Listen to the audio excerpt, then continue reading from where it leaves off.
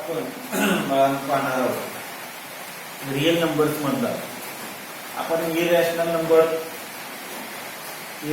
नंबरचं रिप्रेझेंटेशन किंवा how to prove the irrational numbers जे आहे इरॅशनल नंबर आहे दिलेला नंबर हा इरॅशनल नंबर आहे हे प्रूव्ह करण्यासाठी आपण या अगोदरचे जो व्हिडिओ आहे त्यामध्ये पाहिलेले पण आपला एक रॅशनल नंबर मधला एक भाग राहिलेला आहे काय माहितीये to find the rational numbers between the given two rational numbers दिलेल्या दोन परिमेय संख्येच्या मधल्या परिमेय संख्या शोधणे हा जो भाग आहे हा भाग राहिलेला आहे हा तो तुमचा प्रॅक्टिस सेट जो आहे तो प्रॅक्टिस सेट मधला प्रॅक्टिस सेट माझ्या माहितीप्रमाणे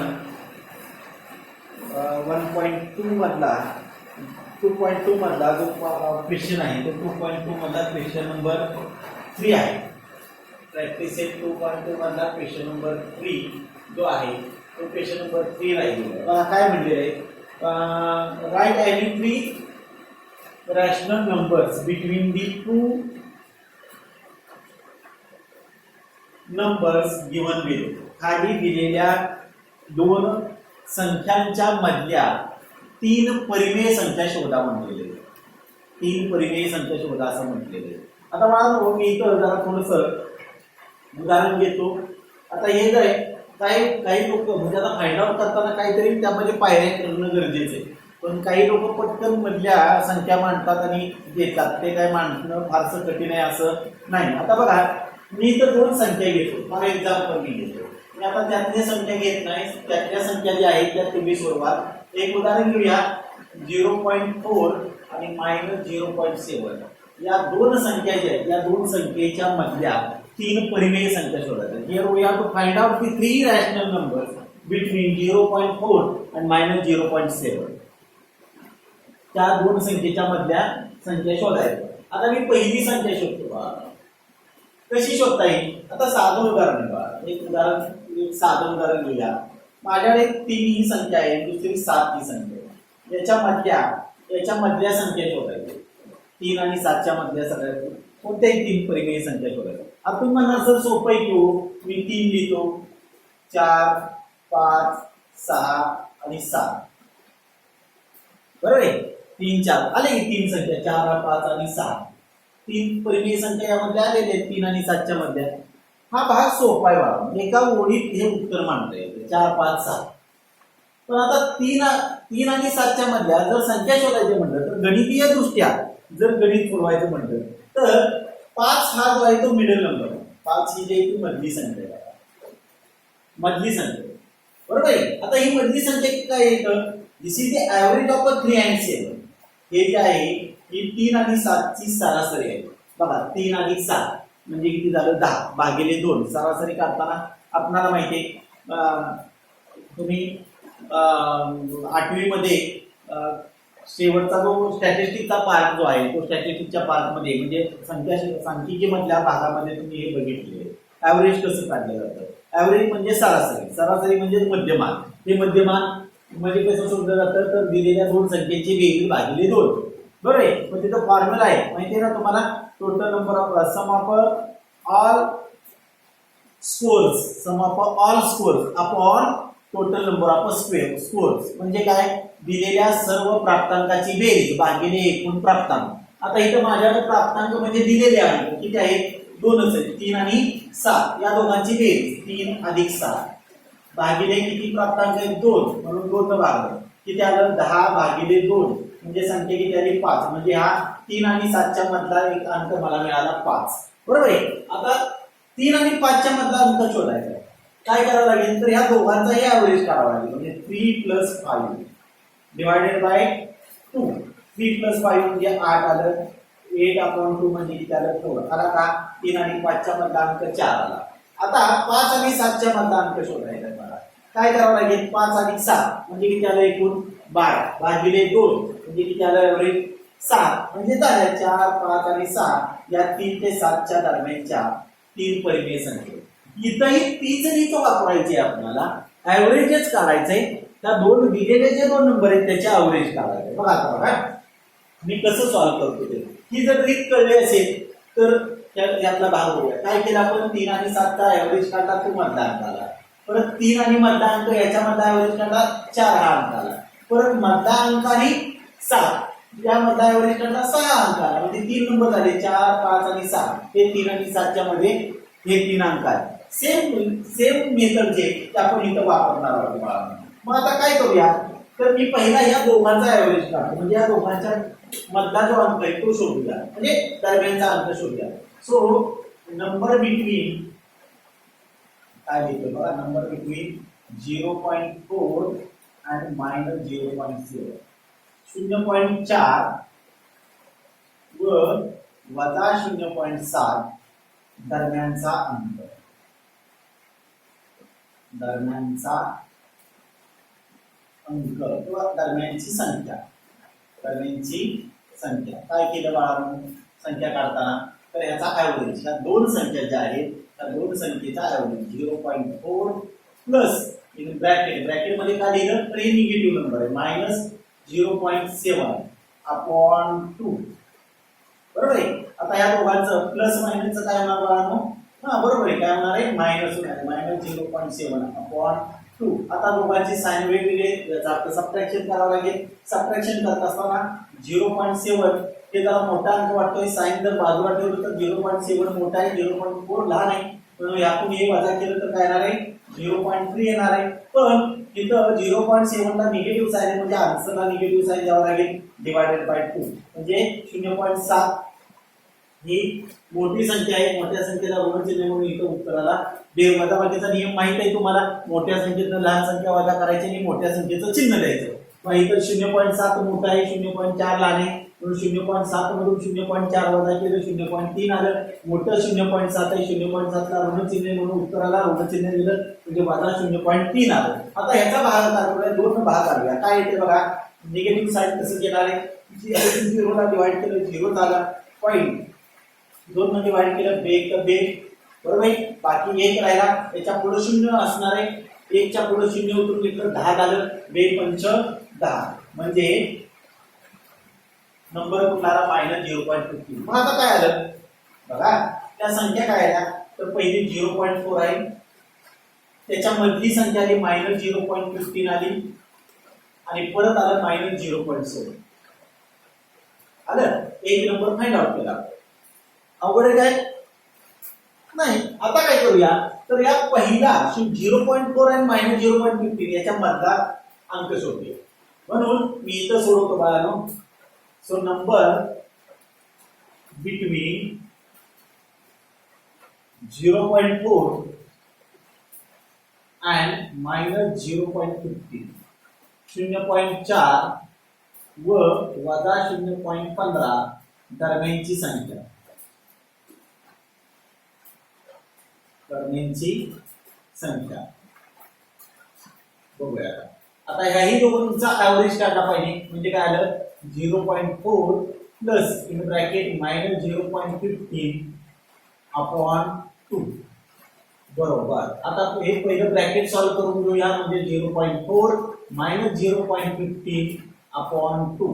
आता इथंही दोन ज्या संख्या आहेत त्या दोन संख्या कशा आहेत बघा,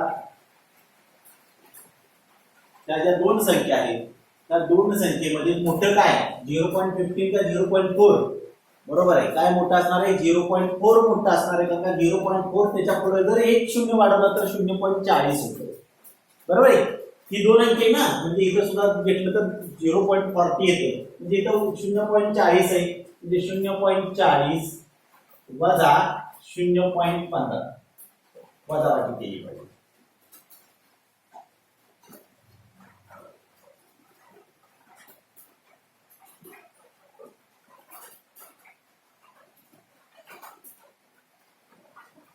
बघा वजाबाकी केली काय आलं 0. 10 गेले 5, हातचा देऊन टाकला 4 निघून गेले 2, म्हणजे वजा 0.25 येईल. किती येणार आहे वजा 0.25 भागिले 2 न भाग आला, बरोबर. काय आलं निगेटिव्ह साइन तसंच येईल. बे 0 0 डेसिमल पॉईंट बे 1 बे 5 ला बे 4, बाकी किती राहिला एक राहिला आपण घेतलं 0 2 पंच 10 म्हणजे -0.125 वजा 0.125. आता तुम्ही मग ही कुणाच्या दरम्यानची संख्या ही भावाला बघा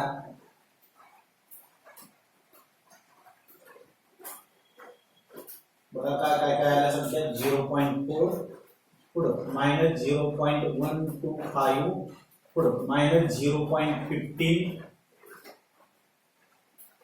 बरोबर आणि -0.7 म्हणजे दोन अंक आपण फाइंड आउट केले.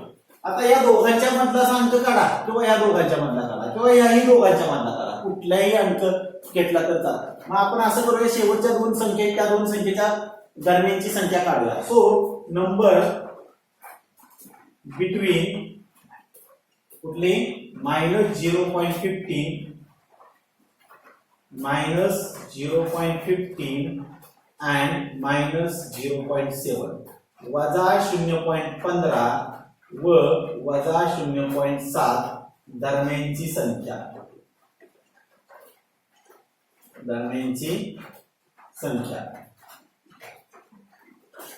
बरोबर. मग आता ह्या दोन्हीच्या दरम्यानची संख्या म्हणजे ह्या दोघांची बेरीज वजा 0.15 अधिक कंसात वजा 0.7 भागिले 2 बरोबर.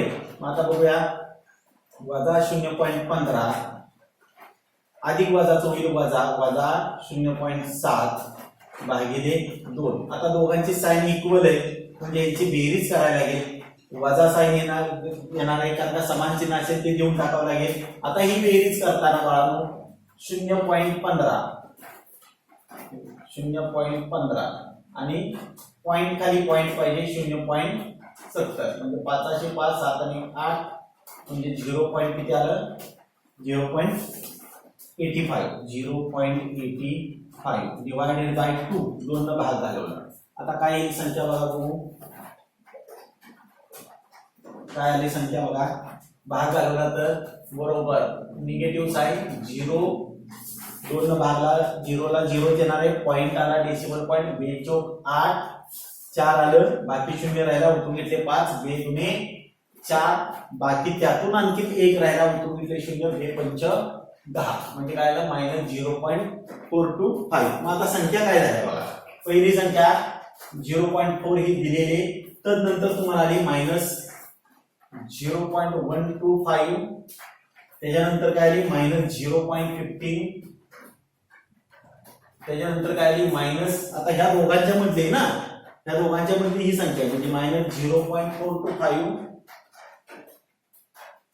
आणि शेवटी -0.7.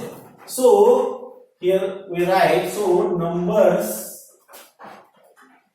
between 0.4 and -0.7 0.4 व वजा 0.7 दरम्यानच्या संख्या कोणकोणत्या आल्या दरम्यानच्या संख्या कोणकोणत्या आल्या कोणत्या आल्या वजा 0.125 पुढं वजा 0.15 पुढं वजा 0.425 अशा रीतीने आपण त्या संख्या शोधू शकतो बरोबर. आता एखादा म्हणला असता सर 0.5 लिहिलं तर चालेल का 0.5 नाही ना पण 0.3 लिहिलं तर चालेल का चालेल 0.2 लिहिलं तर चालेल का चालेल 0.1 लिहिलं तर चालेल का चालेल बरं -0.1 लिहिलं तर चालेल का. भरपूर तोंडी संख्या भरपूर सांगता येत आहे. जर या संख्या रेषेवर जर दाखवलं तर संख्या रेषेवर दाखवून सुद्धा सोडवता येऊ शकतं. परंतु हे मॅथेमॅटिकली गणितीय दृष्ट्या गणित क्रिया करून जर म्हणलं तर अशा पद्धतीने तुम्हाला संख्या शोधता येऊ शकते. आता अजून एक उदाहरण घेऊया बघा. ते पुसतो मी इथं बघा. अजून एक उदाहरण घेतो आणि मग राहिलेली उदाहरण तुम्ही सोडवा. 2.2 मधलाच क्वेश्चन नंबर 3 आहे. तो एक राहिला होता आपला बरोबर आहे.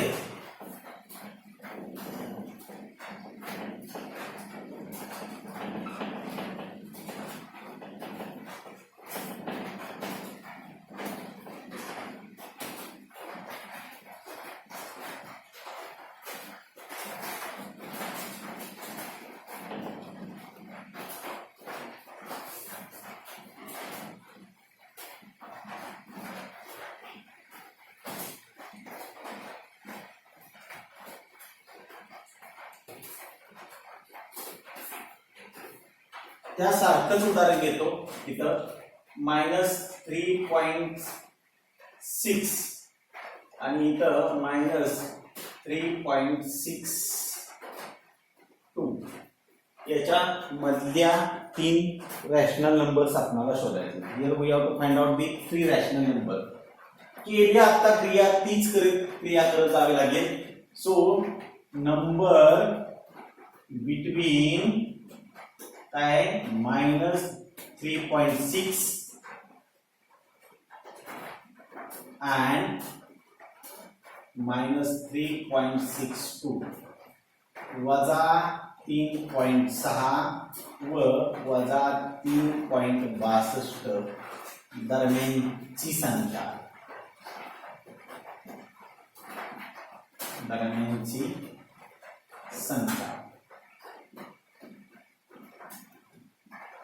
बघूया. आता त्या दोघांचा ऍव्हरेज काढायचा आहे म्हणजे वजा 3.6 आणि अधिक कंसात वजा 3.62 भागिले 2. अधिक वजाचं काय होईल वजा होईल. बरोबर आहे. वजा 3.62 भागिले 2. बरोबर आहे. आता बाळांनो याचाही नियम तोच आहे. साइन इक्वल आहे म्हणजे ऍडिशन करावी लागेल. इथं निगेटिव्ह साइन आहे, इथं निगेटिव्ह साइन म्हणजे बेरीज करावी लागेल यांची. बेरीज जर करायची असेल तर बेरीज इथं कच्ची करूया. 3.6 डेसिमल पॉईंट खाली डेसिमल पॉईंट ठेवायचा आणि मग अंक मांडूया म्हणजे इथं 0 असणार आहे. त्यांची बेरीज होते 2 6 6 12 2 हाचा 1 3 3 6 1 7 म्हणजे इथे आलं 7.22. निगेटिव्ह साइन येणार आहे कारण काय जे इक्वल साइन आहे ते द्यावं लागेल म्हणजे वजा 7.22 भागिले 2. आता भाग घालूया. वजा 2 त्रिक 6 भाग जाईल. बरोबर. बाकी राहिला 1 डेसिमल पॉइंट आला. उतरून घेतले 2 12 झालं बेस 12. बरोबर. बाकी किती राहिला 0 उतरून घेतले 2 बेक म्हणजे -3.61. मग आता त्या संख्या कशा होणार आहेत सो कसे नंबर होणार आहेत -3.6 पहिला, नंतर -3.61 आणि नंतर कुठला -3.62 म्हणजे पहिला अंक या दोन्हीच्या दरम्यानचा आपण शोधू. अवघड आहे काय? चला खूप सोपं आहे. आता या दरम्यानची संख्या शोधूया. मी जरा इथं लिहितो बाळांनो. सो नंबर बिटवीन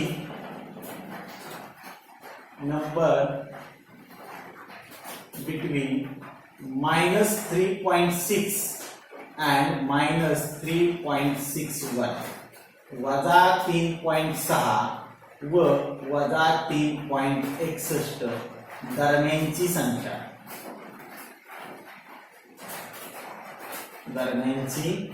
संख्या बरोबर आहे. मग आता ह्या दोघांची काय करायला लागेल बरोबर आहे बेरीज करायला लागेल. वजा 3.6 अधिक कंसात वजा 3.61 भागिले 2. आता बेरीज करतोय तिथं अगोदर साइन ब्रॅकेट सॉल्व करावं लागेल. प्लस मायनसचं मायनस होईल तिथं म्हणजे वजा 3.6 आणि वजा 3.61 भागिले 2.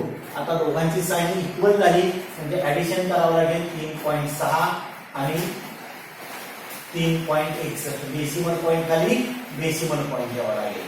1 6 6 12 हाचा 1 3 3 6 1 7 म्हणजे किती आलं 7.21. पण येणार कसं हो बरोबर आहे निगेटिव्ह येणार -7.21 डिवायडेड बाय 2. आता 2 न भाग घालवला निगेटिव्ह 2 3 6 बरोबर आहे. बाकी एक राहिला डेसिमल पॉइंट आला बेस 12 बरोबर आहे. बाकी राहिला 0 उतरून घेतला 1. आता 1 ला भाग जाईल का बाळांनो नाही भाग लागला शून्याचा. कितीचा भाग लागेल 0चा. उतरून घेतलं 0 2 पंच 10 म्हणजे हा नंबर जो मिळाला तो या दोन संख्येच्या ऍव्हरेज मधला आहे. म्हणजे ही संख्या आपण मांडून घेऊया अगोदर. -3.6 ऍव्हरेज आहे तो पहिला लिहिला पाहिजे -3.605 परत -3.61 आणि नंतर -3.62 बरोबर आहे. दोन संख्या मिळाल्या. आता पुढचा अंक शोधायचा. आता ह्या पेअर मधला शोधला चालेल, यामधला शोधला चालेल, या दोन्ही मधला शोधला चालेल. आता मात्र इथला आणि इथला शोधलाय आपण, परत शोधायची गरज नाही. बरोबर आहे.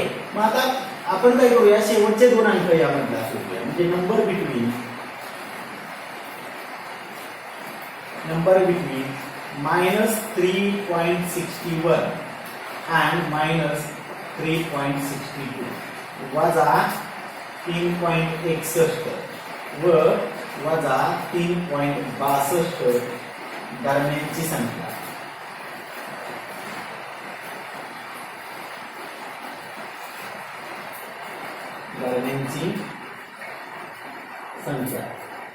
बरोबर आहे. आता मला या दोघांची बेरीज करावी. वजा 3.61 अधिक कंसात वजा 3.62 भागिले 2. आता अधिक वजाच काय होणार,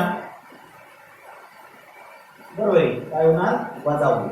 वजा 3.62 भागिले 2. इथं प्लस मायनसचं मायनस झालं. आता या दोघांची ही बेरीज करावी लागेल बाळांनो आपल्याला. या दोघांची बेरीज करावी लागेल.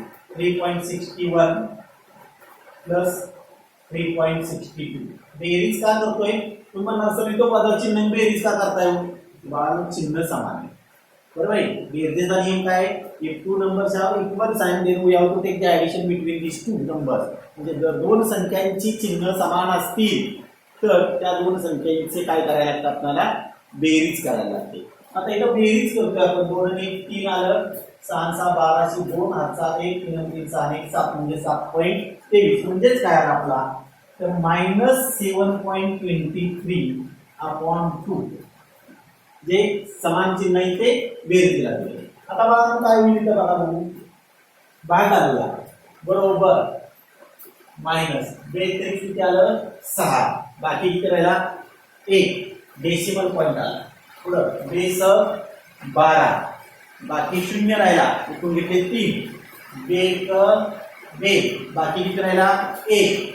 आता 1च्या पुढे 0 करून घेतलं परत 2 पंच 10 बरोबर आहे. -3.615 हा नंबर आहे. मग आता नंबर कसे झाले बघा, पहिला आहे -3.6, तर नंतर झाला -3.605, तर नंतर झाला -3.61 बरोबर आहे. तर नंतर झाला -3.615 आणि नंतर शेवटचा नंबर दिलेला -3.62 बरोबर आहे. सो नंबर बिटवीन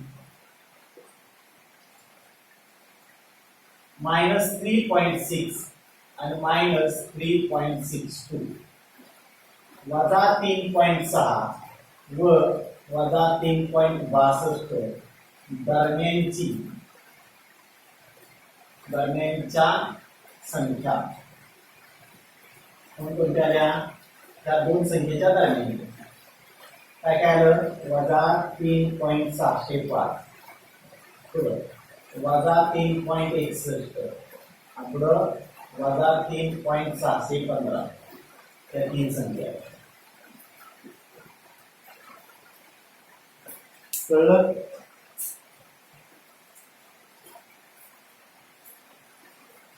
अशा रीतीनं तुम्ही त्यातली राहिलेली जी उदाहरणे आहेत ती तुम्ही सोडवू शकाल. प्रॅक्टिस सेट 2.2 मधला क्वेश्चन नंबर 3 आहे. ते दोन नमुना उदाहरणं म्हणून आपण बघितलेले, त्याच्या आधारावर तुम्ही बाकीची राहिलेली 4 उदाहरणं त्याच्या खाली सोडवू शकता. आता या रिअल नंबर्स म्हणजे रॅशनल, आता आपल्याला माहिती आहे रिअल नंबर्स हा चॅप्टर चाललेला आहे. आता आपण बघितले all the set of numbers are the subset of real numbers, म्हणजे सगळे संख्याचे संच जे आहेत ते सगळे संख्याचे संच काय आहे, तर वास्तव संख्याचे उपसंच आहेत. मग real number and rational numbers and irrational number combine to form a new set of a number. That set of a number is called as the real number. म्हणजे जर परिमेय संख्या आणि अपरिमेय संख्या या दोन संख्याचा संच जर आपण एकत्र केला तर आपल्याला एक नवीन संख्येचा संच आपल्याला मिळेल. त्या नवीन संख्येच्या संचाला आपण काय म्हणतो तर रिअल नंबर, वास्तव संख्या असं म्हणतो. बरोबर आहे. मग या वास्तव संख्येच्या प्रॉपर्टीज काय आहेत? Properties of order relation on real numbers. Properties of order relation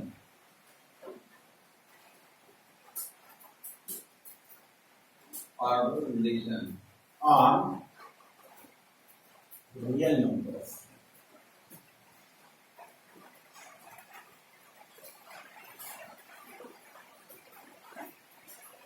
आता काय तर वास्तव संख्येतील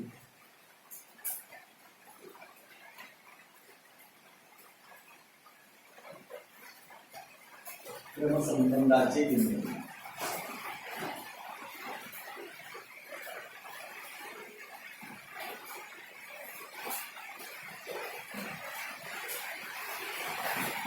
क्रमसंबंधाचे काय आहेत आपण हे गुणधर्म बघा का. पहिला गुणधर्म काय आहे? आता पहिला गुणधर्म तिथं प्रॉपर्टी लिहिली पाहिजे.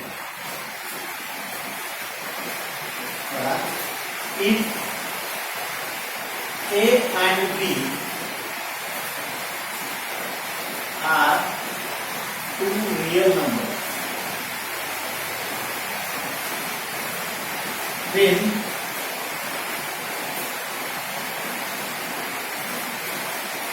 only one of the relation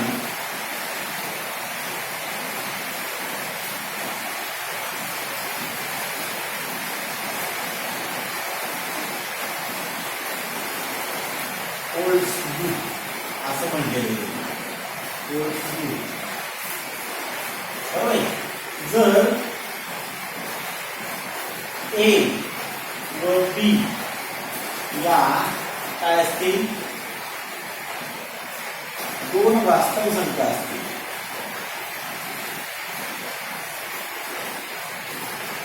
या दोन वास्तव संख्या असतील तर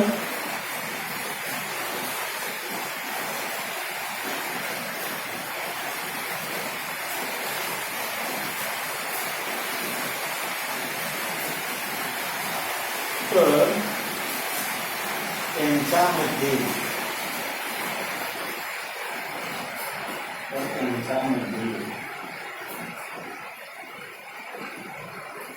खालीलपैकी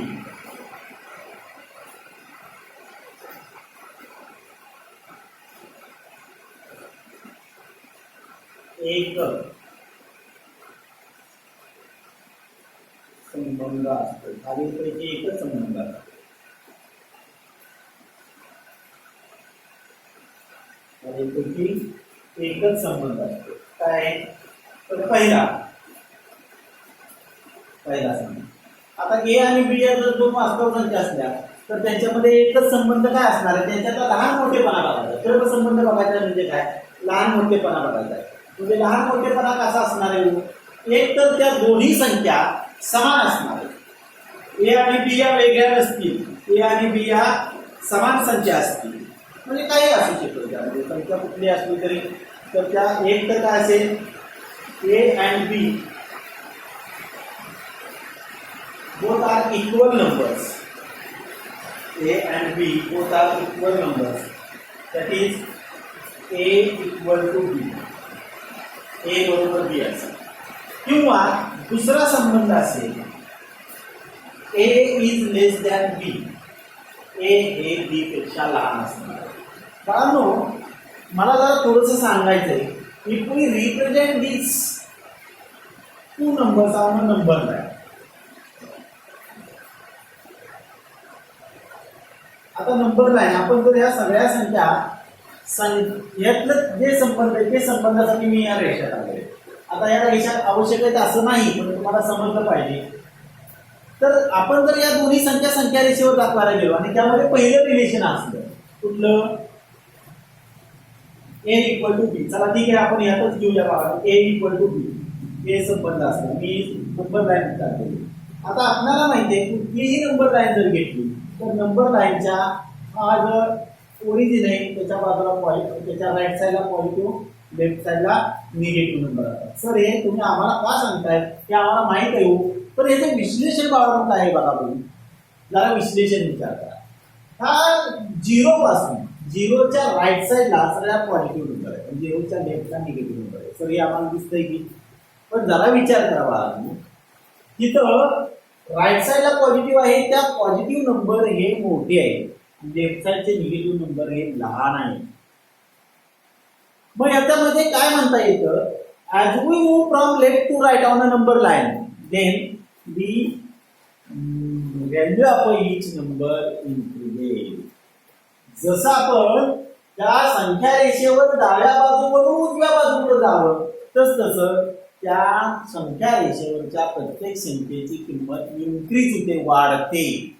म्हणजे याचा अर्थ -2 पेक्षा -1 मोठा आहे, -1 पेक्षा 0 मोठा आहे, 0 पेक्षा 1 मोठा आहे, 1 पेक्षा 2 मोठा आहे. लक्षात येतंय तुमच्या? आता तुम्ही म्हणता सर याचा संबंध काय? याचा संबंध असा बघा, म्हणजे याचा अर्थ असा की -1 हे 1च्या लेफ्टला आहे बघा, -1 हे +1च्या डाव्या बाजूला आहे. हे काय इंडिकेट करतं, तर लेफ्ट साइडचे नंबर लहान असतात, राईट साइडचे नंबर मोठे असतात. डावीकडचा अंक लहान आणि उजवीकडचा अंक मोठा असतो. बरोबर आहे. म्हणजे इथं 1 हे 2च्या डावीकडे, म्हणून 1 लहान आहे आणि 2 मोठा आहे. -2 हे -1च्या डावीकडे आहे, म्हणून -2 लहान आहे, -1 मोठा आहे. कळलं? मग आता इथं पहिला संबंध सांगितला ए इक्वल टू बी, म्हणजे याचा अर्थ जर ही संख्या जर ए असेल तर तीच संख्या बी असणार आहे. म्हणजे नंबर लाईनवर ह्या एकच पॉइंट 2 संख्या या दर्शवतो, ए आणि बी. कळलं का? ए इक्वल टू बी म्हणजे जर नंबर लाईनच्या बाबत जर केला विचार केला, त्या 2 संख्या ज्यांची क्रमसंबंध लक्षात घेतो त्याच्यामध्ये किती प्रकार होऊ शकतील, तर पहिला प्रकार दोन्ही संख्या समान असतील तर नंबर लाईनवर एकाच पॉइंटवर येणार आहे त्या दोन्ही संख्या. समजलं? आता दुसरा भाग, दुसरा काय आहे? दुसरा यातला रिलेशन सांगता येतं ए इज लेस दॅन बी. आता ए हे बी पेक्षा लहान आहे, मग काय? ए हे बी पेक्षा लहान असेल तर ए बीच्या कोणत्या साईडला येणार? इथं जर समजा बी असेल तर बीच्या कोणत्या साईडला ए येईल? विचार करा. लहान अंक कुठल्या बाजूला असतो? बरोबर आहे, डाव्या बाजूला. लहान अंक कुठं असतो? डाव्या बाजूला. म्हणजे नंबर लाईनवर ए डाव्या बाजूला येईल, बी उजव्या बाजूला येईल. मी काही असू दे त्या संख्या, ए इज लेस दॅन बी. ए लहान असू शकेल बी पेक्षा, किंवा तिसरा पर्याय असू शकेल A is greater than B. A B पेक्षा मोठा असेल. मला सांगा बघू, ए बी पेक्षा मोठा आहे याचा अर्थ ए हे बीच्या कुठे येईल? बरोबर आहे. इथं जर बी असेल तर बीच्या कोणत्या साईडला येईल? राईट साईडला, कारण का राईट साईडचा नंबर मोठा असतो, ए मोठा आहे बी पेक्षा. कळलं का? म्हणजे इथं 3 रिलेशन होऊ शकतील. एक तर ए आणि बी या जर 2 रॅशनल रिअल नंबर्स असतील तर हे रिअल नंबर जर असतील तर त्यामध्ये 3 संबंध येतील. एक तर त्या दोन्ही संख्या समान असतील, किंवा ए लहान असेल बी मोठा असेल, किंवा ए मोठा असेल बी लहान असेल. म्हणजे लक्षात घ्या, इथं ए लहान आहे बी पेक्षा म्हणून ए हे बीच्या डावीकडे आलं. तिथं ए मोठा आहे बी पेक्षा म्हणून ए हे बीच्या उजवीकडे आलं, कारण राईट साईडचे नंबर मोठे, लेफ्ट साईडचे लहान असतात. कळलं? चला ठीक आहे. हा पहिलं झालं, ही पहिली प्रॉपर्टी झाली. बरोबर आहे. आता बाळांनो दुसरी प्रॉपर्टी काय आहे? बरोबर,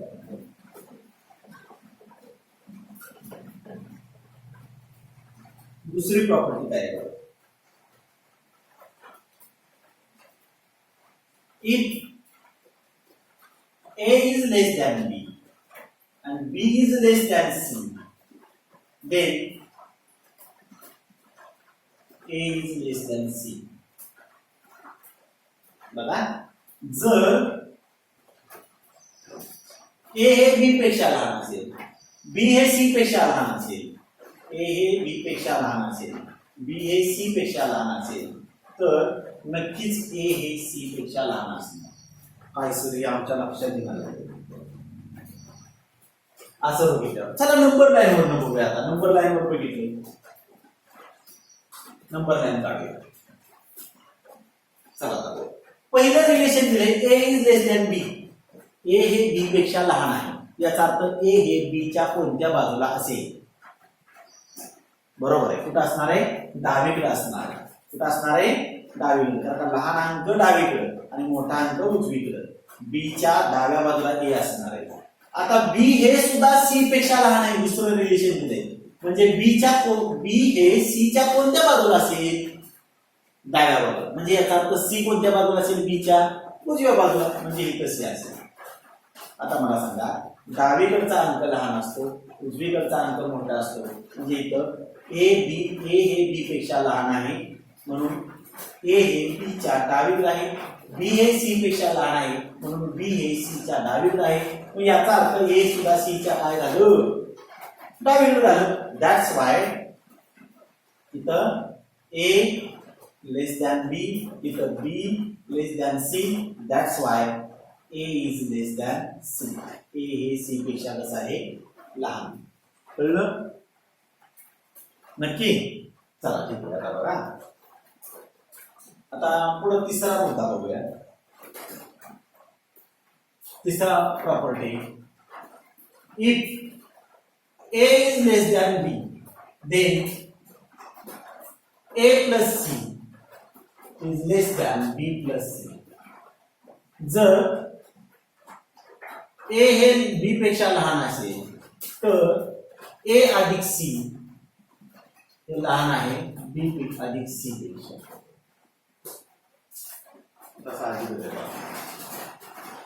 साहजिकच आहे. बघूया फॉर एक्झाम्पल. आता संख्या रेषेवर पण सांगता येते बाळा, पण ते त्याला संख्या रेषेवरून कळणार नाही, म्हणून आपण असं सोडूया. ए हे बी पेक्षा लहान आहे, 3 हे 5 पेक्षा लहान आहे. मी सी बरोबर 2 घेतलं. सी बरोबर काय घेतलं? 2 घेतलं. ए बरोबर किती आहे? 1 मिनिट. ए बरोबर 3 घेतलं, बी बरोबर 5 घेतलं आणि सी बरोबर 2 घेतलं. आता बघा 3 हे लहान आहे 5 पेक्षा, आहेच. म्हणजे ए हे लहान आहे बी पेक्षा. बरोबर आहे. आता 3 अधिक 2 करूया आणि 5 अधिक 2 करूया. म्हणजेच 3 अधिक 2 बरोबर किती आलं? 5. आणि 5 अधिक 2 बरोबर 7. आता मला सांगा 5 आणि 7 मधलं मोठं कोण? 7 मोठं. म्हणजे याचा अर्थ हे ए मध्ये म्हणजे 3 मध्ये मी 2 मिळवले. 3 म्हणजे ए आहे, 2 म्हणजे सी आहे. ए अधिक सी लहान आहे. 5 म्हणजे काय आहे? बी आहे. आणि 2 म्हणजे काय आहे? सी आहे. म्हणून ए अधिक सी इज लेस दॅन बी अधिक सी. कळलं? हे पहिलं उदाहरण घेतलं बाळा. आता तुम्ही म्हणणार सर पॉझिटिव्ह नंबर घेतलं म्हणून तुम्ही आम्हाला सांगताय. एखादा निगेटिव्ह नंबर घेऊन बघूया. चला घेऊया निगेटिव्ह नंबर घेऊया. ते निगेटिव्हला लागू पडतं का आपल्याला होतंय का बघूया. आता ए बरोबर आपण काय करूया? बरं चला -2 घेतलं. बी बरोबर किती घेतलं? तर बी बरोबर 2 घेतलं आणि सी बरोबर काय करूया? -4 घेऊया. चला ठीक आहे, बदल करूया. आता -2 हे लहान आहे 2 पेक्षा. नक्कीच, कारण हा निगेटिव्ह नंबर हा लेफ्टला असणार आहे, पॉझिटिव्ह नंबर राईटला. म्हणजे इथं ए हे लहान आहे बी पेक्षा. आता मी काय करतो? -2 मध्ये -4 ऍड करतो. बरोबर आहे. आणि त्या 2 मध्ये मी -4 ऍड करतो. आता सॉल्व्ह करूया. -2 प्लस मायनसचं झालं मायनस, इथंही प्लस मायनसचं झालं मायनस. -2 -4 किती आला? बरोबर आहे -6. कारण का समान चिन्ह बेरीज करायला लागेल. इथं भिन्न चिन्ह वजाबाकी करायला. आता मला सांगा -6 आणि -2. आता नंबर लाईन जर काढली अशी आपण, त्या नंबर लाईनवर जर आपण बघितलं तर -6 कुठं आणि -2 कुठं? बघा इथं -6 असेल आणि इथं -2 असेल. तर 0 असणार आहे. 0 1 2 इकडं. बरोबर आहे. म्हणजे याचा अर्थ -6 हे -2च्या डावीकडे आलं, म्हणजे हे लहान राहणार आहे. म्हणजे या रिलेशन मध्ये बदल काय झाला का? नाही झाला. निगेटिव्ह नंबर घेतलं तरी सुद्धा काय येणार आहे? So A plus C is less than B plus C. कसंही घ्या, ऑल निगेटिव्ह नंबर घ्या, सगळे निगेटिव्ह नंबर घ्या, तुम्ही सॉल्व्ह करून बघा, त्यामध्ये फरक पडणार नाही. हा प्रॉपर्टी आहे काय, A is less than B, then A plus C is less than B plus C. ही तिसरी प्रॉपर्टी झाली. आता चौथी प्रॉपर्टी बघूया.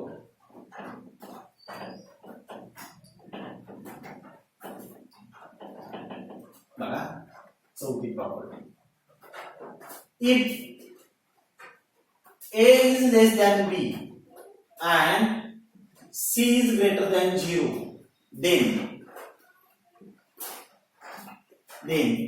AC is less than BC. जर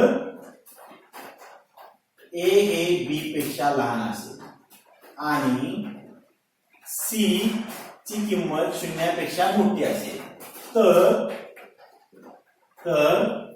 AC हे ए आणि सी म्हणजे इथं मध्ये गुणाकाराचे चिन्ह आहे, ए गुणिले सी हे लहान असणार आहे बी गुणिले सी पेक्षा. ए गुणिले सी हे लहान असणार आहे बी गुणिले सी पेक्षा. बघूया आता ए फॉर एक्झाम्पल उदाहरण बघूया. आता इथं ए बरोबर मी घेतो, आता पॉझिटिव्ह नंबर घेतो 2, बी बरोबर घेतो 3 आणि सी बरोबर घेतो ग्रेटर दॅन 0 आहे, शून्यापेक्षा मोठी म्हणजे पॉझिटिव्ह नंबर असणार. चला ठीक आहे, इथं निगेटिव्ह करू का, निगेटिव्ह करतो. -2 इथं घेतो -3, बरोबर आहे.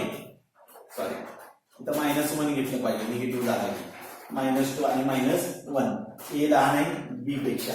-2 आणि -1 मध्ये जर बघितलं नंबर लाईनवर इथं -1 त्याच्या लेफ्टला -2 येणार आहे, म्हणजे हा लहान असणार हा मोठा होणार आहे. म्हणून ए इज लेस दॅन बी साठी मी इथं -2 इथं -3 न करता -1 घेतलं. सी बरोबर 4 घेतला, बरोबर आहे. आता बघूया ए गुणिले सी ची किंमत करा.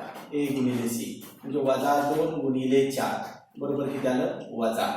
बघा आणि बी गुणिले सी ची किंमत करा. इथं बी गुणिले सी ची किंमत करा म्हणजे -1 गुणिले 4 म्हणजे किती आलं -4. आता -8 आणि -4 यातलं मोठं काय बघा, -8. नंबर लाईन विचारात आला, नंबर लाईन इकडं -8 असणार आहे, इकडं -4 असणार आहे. राईट साईडचा नंबर मोठा असतो, लेफ्ट साईडचा नंबर लहान असतो, म्हणजे -4 हे मोठा असणार आहे, -8 लहान असणार आहे कोणापेक्षा -4. -8 लहान म्हणजेच कोण आला तर एसी लहान आला कोणापेक्षा बीसी पेक्षा. एसी लहान आला बीसी पेक्षा. कळला चौथी प्रॉपर्टी. आता पुढं अशा रीतीनं हे जे आहे त्या प्रॉपर्टी तुम्ही प्रूव्ह करू शकतात. त्यांनी खाली सांगितले बघा, verify the above properties using rational and irrational number. परिमेय आणि अपरिमेय संख्येचा, आतापर्यंत परिमेय संख्या सगळ्या वापरल्या, परिमेय आणि अपरिमेय संख्येचा वापर करून तुम्ही ह्या प्रॉपर्टी व्हेरीफाय करा. कारण हे जाता जाता तुम्हाला मोठ्या म्हणजे उच्च शिक्षणामध्ये लागणार आहे, पण जाता जाता काही चुका होतात ह्या बाळा, ह्या गोष्टी लक्षात येत नाही. पण मी याचा जरा बारकाईने अभ्यास करा उच्च शिक्षणासाठी, बरोबर आहे. चला ठीक आहे. आता पुढे square root of negative number. पुढचा मुद्दा आहे square root of negative number.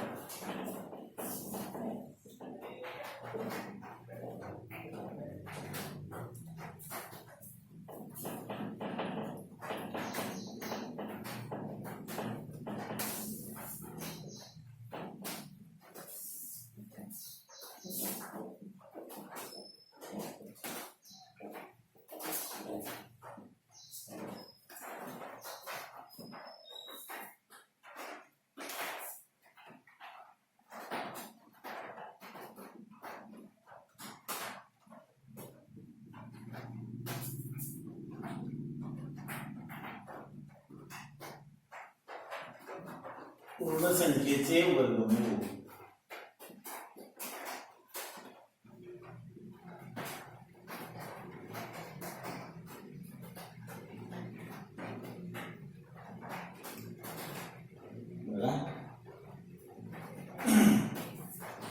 काय म्हणजे if root A equal to B, जर वर्गमुळात ए बरोबर बी असेल तर दोन्ही बाजूचा वर्ग केला, वर्गमुळात ए चा वर्ग बरोबर बी वर्ग, बरोबर आहे. मग वर्गमुळात ए चा वर्ग काय आला ए, कारण का वर्ग आणि वर्गमूळ निघून गेलं, बरोबर बी वर्ग. म्हणजे आपण इथं काय म्हणू शकतो, काय म्हणू शकतो, ए चा वर्गमूळ जर बी असेल तर बी चा वर्ग ए आहे. बरोबर आहे. आता याच पद्धतीनं आपण जर म्हणलं की एक्स इथं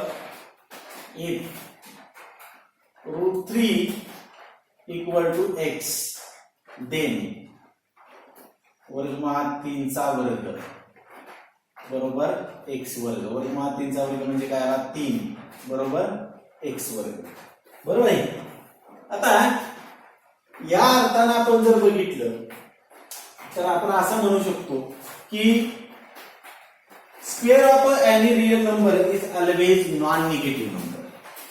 कोणत्याही वास्तव संख्येचा वर्ग square of any real number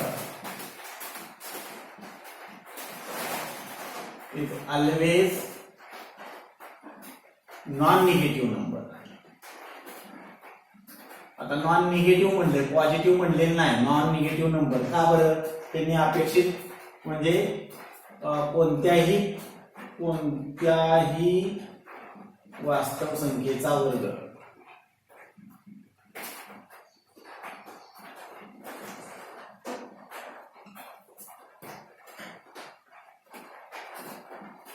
हा कसा असतो, ऋणेतर. ऋणेतर म्हणजे काय हो, ऋणेतर संख्या असतो. ऋणेतर संख्या असतो. आता ऋणेतर संख्या म्हणजे काय कळलं पाहिजे. ऋण सोडून इतर किती प्रकारच्या संख्या आहेत हो? हा चुकला गेला, तुम्ही दोनच म्हणताय, एक धन आणि एक ऋण, आणि शून्याला कुठे सोडायचं सांगा बघू. शून्य आहे, धन आहे, ऋण आहे. ऋणेतर म्हणजे काय, एक तर शून्य असेल किंवा धन असेल. ऋणेतरचा अर्थ कळला. नॉन निगेटिव्ह नंबर म्हणजे शून्य किंवा धन संख्या असू शकेल. बरोबर आहे. मग याचा अर्थ असा की square of any real number is never negative. मग मला एक सांगा, परंतु but square of -5 square root of -5 काय येणार बघा. स्क्वेअर आणि स्क्वेअर रूट निघून गेलं, काय आला, -5. अरे आपण काय म्हणतोय बघा, कोणत्याही वास्तव संख्येचा वर्ग ऋणेतर संख्या असतो. कोणत्याही वास्तव संख्येचा वर्ग ऋणेतर असतो. ऋणेतर म्हणजे ऋण सोडून इतर, ऋण येत नाही. आणि इथं काय आला, ऋण आला. म्हणजे याचा अर्थ स्क्वेअर रूट ऑफ -5 ही वर्गमुळात -5 ही संख्या वास्तव संख्या असेल काय. Here we get negative square. येथे आपणास ऋण वर्ग मिळतो. ऋण वर्ग मिळतो. आता ऋण वर्ग मिळतोय याचा अर्थ आपण इथं सांगतोय ना, कोणत्याही वास्तव संख्येचा वर्ग ऋणेतर. ऋण असत नाही, ऋण सोडून कुठलीही संख्या आहे. आणि इथं काय मिळालं आपल्याला, ऋण मिळालं. याचा अर्थ हा रिअल नंबर असणार आहे का. So √-5 is not a real number.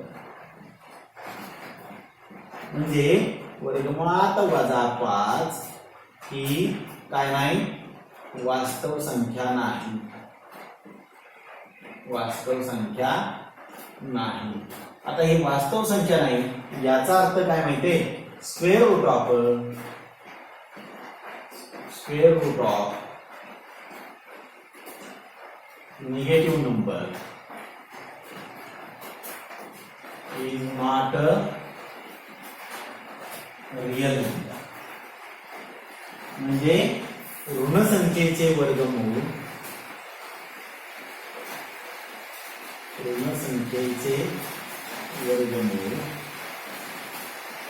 वास्तव संख्या नसते.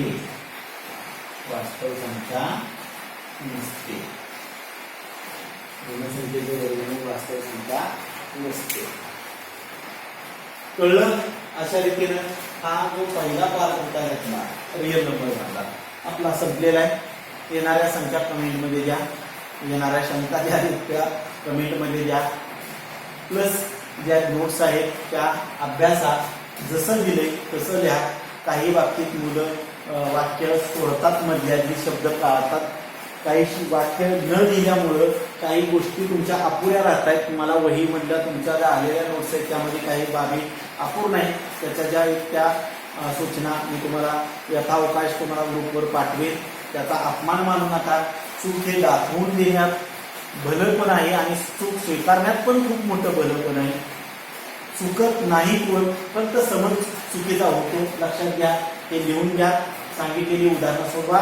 प्रॅक्टिस सेट 2.2 मधला क्वेश्चन नंबर 3 सोडवा. त्यानंतर त्या प्रॉपर्टीज आणि square root of negative number लिहून घ्या. आजच्यासाठी धन्यवाद. पुन्हा सांगतोय, चॅनेलला लाईक करा, सबस्क्राईब करा, बेल आयकॉनला टच करा.